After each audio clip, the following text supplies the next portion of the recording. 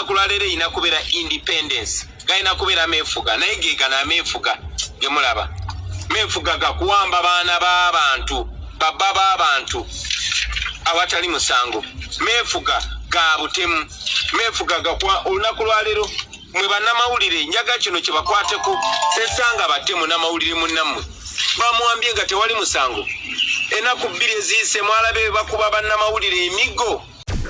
Export TV to the world. Ffe bonna bateebwe then tugenda kuvaayo n'ennambuluka n'ennambulula entuufu era yonna gye tulina okubeera batulinde tujja batuukako.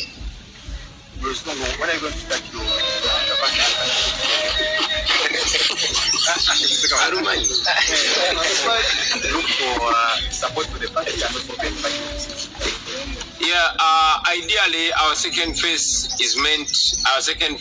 of the national tour is meant to start on Wednesday this week.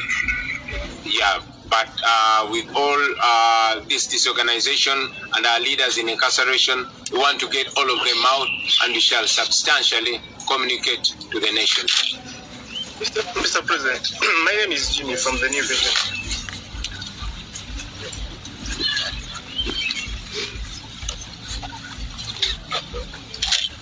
Yes, whenever you start your plans of moving across the country on your programs of the countrywide tour, always threats of bombs come up. What is your plan this time? Because whenever you take to the street or move around the country, police comes up and alleges there are bombs. There is a bomb scare, ABC. What is your plan this time? Part of our mission, our entire mission, our overall mission is to remove a dictator and have a free Uganda.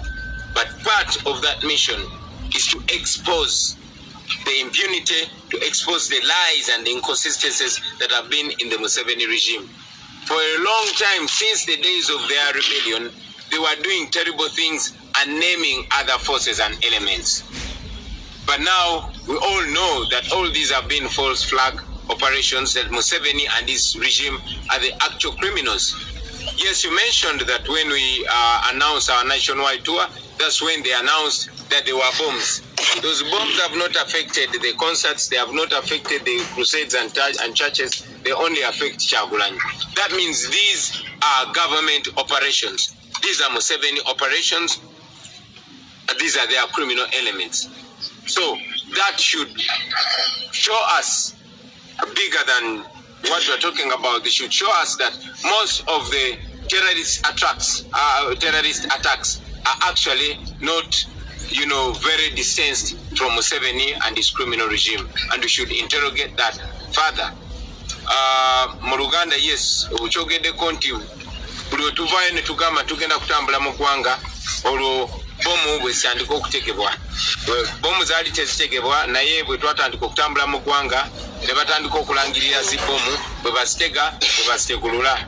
Ekyono tekyatandikira ku mulundi guno naye kuviira mu biseera byabwe emyaka gy'ekinaana nga bakyali bayeekera, era mujjukira nti ebintu bingi nnyo byabeerangawo ng'okutemula abantu kujja ne kubaawo ne bagamba abajaasi b'obo tebabase paka Kayindo Tafire bwe yavaayo amazima ne gamuserera n'ayogera nti bwe baatemulanga abantu bakyayise obote.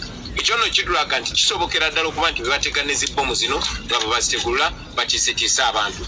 Omuntu bw'oba osobola okwambala uniform ya Civil Aviation Authority n'ojja n'owamba omukulembeze ku kisaawe ky'ennyonyi, kyekisobola okugaana okwambala ng'aba ADF n'ogenda n'otemula abantu e Kasese. Ekyo nno njagala bannayuganda batandikirawo okufumiitiriza bamanye terrorist omutuufu y'ani era baani ababadde batemula abantu baffe. Yes, Mr. President, eri timu y'abannamateeka b'ekibiina ekya National Platform batuuseewa eri abantu abaabuzibwawo, abaafa, abasibe n'abatannaba kulabika kati kumpi emyaka 2-3. Awebale nnyo ekyo ekibuuzo ndowooza kankiddemu ku lwa famire z'abannaffe abaabuzibwawo n'abo bali mu makomera awatali musango. Yes, kyanaku bannaffe abasinga obungi bali mu makomera awatali musango, era ng'oggyeko amakooti ga wano ge tutalinamu ssuubi. Museveni twamwalawala ne tumutwala mu kooti y'ensi yonna gye bayita International Criminal Court. era kati waliwo n'emisango emirala egyagala omugulibwako nyana n'emikwano gyange oluvannyuma lw'okumpamba ku kisaawe juzi waliwo n'emikwano gyange banamateeka okwetoola ensi yonna baagala kutwala Museveni mu UN bamuguleko n'omusango omulala. Twesiga amakooti ga nsi yonna kuba tumanyi nti Museveni gaatya. Nabagambako bannayuganda nti gye buvuddeko emabega okulaba nti Museveni yatya okukyukyankalanya nga tutambula mu okwetoola eggwanga si kuba nti yali akyusiza empisa ze ne kubanga akazito k'ekkooti y'ensi yonna kaali kamutuddemu. So njagala okutwala omukisa guno okuzzaamu amaanyi famire z'Abaganda baffe abaawambibwa abasibiddwa makomera awatali musango n'abo abaatemulwa nti tebinnaba kuggwa. Obwenkanya bujja kubaawo kubanga ekkooti gye tukolagana nayo ate yo y'amaanyi okusinga kano ka gavumenti ka Museveni ne babbi banne. Njagala obazzaamu amaanyi nti temugooka, temutya, temugwamu ssuubi, temwerabira abantu bammwe. Abo bantu bammwe baana bammwe babba bammwe bataata bammwe ne naffe Baganda baffe.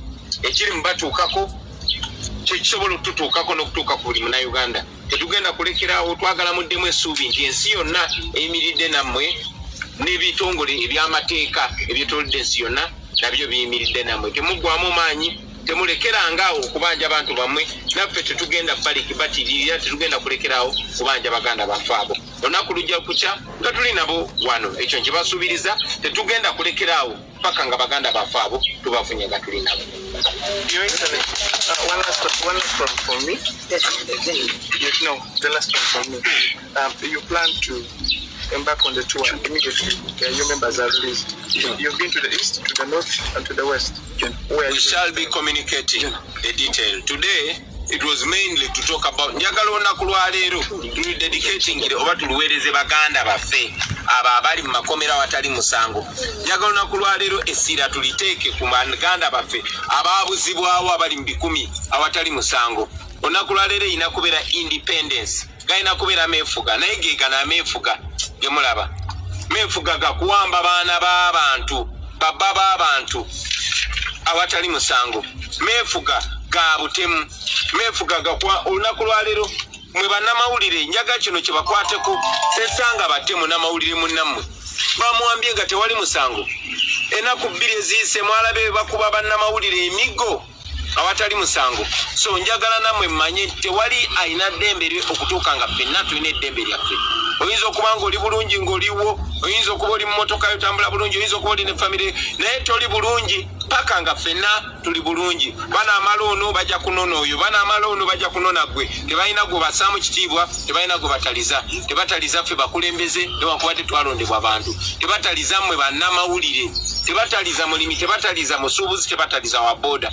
N'olw'ensonga eyo ffenna kitukakatako okwegatta tulabe nga tutasaba naffe n'eggwanga lyaffe okutwalira awamu twewonye bano abatemu, twewonye bano abatuuki. Mwebale nnyo, mwebale ddala bassebo ne bannyabo. Banaye mwebale. Mujja kumulekamu ne president ajja kubeerako ne family a few minutes nga tewali cameras. Nenda mutulekemu tujja kuwa baiti ndidi nti omusogo naenda eno baiti bana mukobere mu lusoga mwina lukobiga. Export TV to the world.